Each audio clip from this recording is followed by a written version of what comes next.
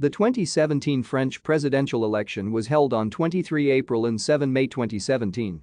As no candidate won a majority in the first round, a runoff was held between the top two candidates, Emmanuel Macron of Marche and Marine Le Pen of the National Front, which Macron won by a decisive margin.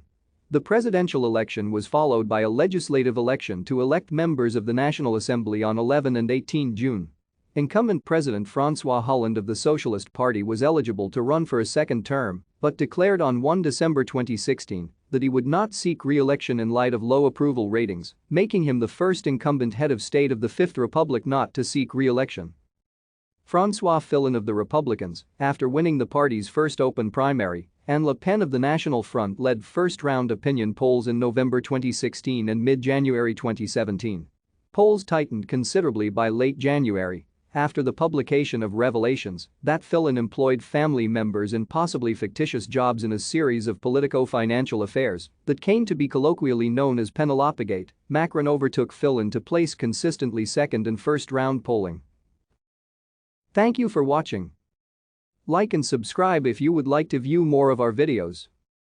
Have a nice day.